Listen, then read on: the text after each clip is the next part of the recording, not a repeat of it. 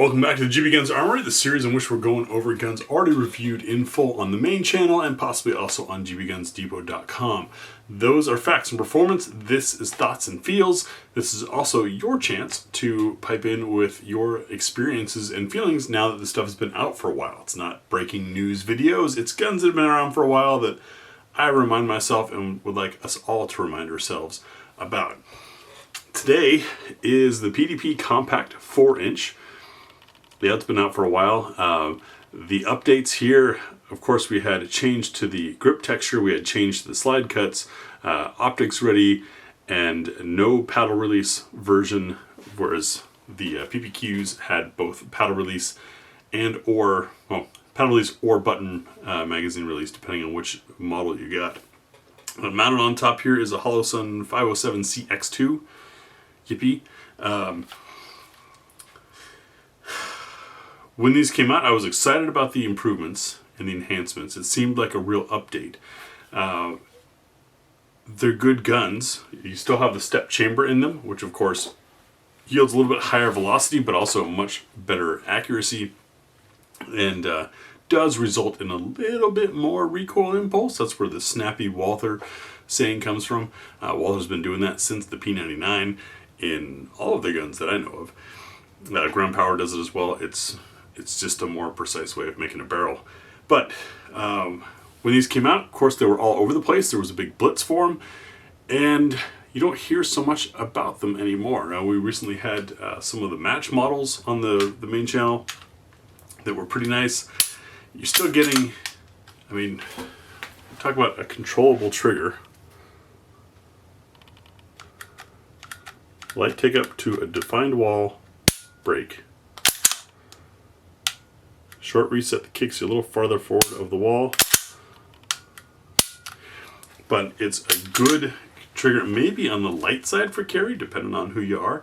But it's definitely a great trigger that is not going to give you a lot of opportunity to mess up the shot if you've got bad habits or you're still learning how to shoot. Interchangeable backstraps, of course, that was a Walther invention. The P99 was the first gun to have that. And great texture. They had a little extra toe kick on here, which creatively was marketed as for increased control with red dots. Now, it is a fact that most people, when they present a red dot to aim, have a vertical orientation issue. I'm trying to grip with just the pinky, and squeezing the bottom, is what gives you that vertical orientation to help find the dot.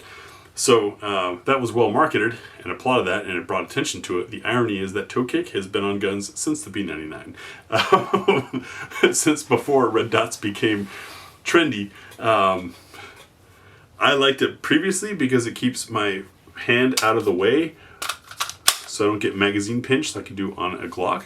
But point being, a 4-inch 15 rounder used to be the golden standard.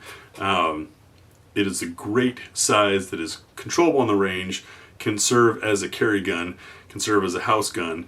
It's not too small to be unfun on the range, and it's not too big to be unfun to carry. So why aren't these everywhere? I don't know. It's interesting being, and I'm sure some of you are like me, your sense of what's in and what people are using comes from probably one of three places. You've got YouTube, of course, your local gun shop, and your local range. But the local range, local gun shop kind of feed one another depending on the population density of where you live. I live in a not so popular area, city of 30,000 or so. The gun shop's in a neighboring town of 3,000, and the range is a neighboring town beyond that of about 40,000.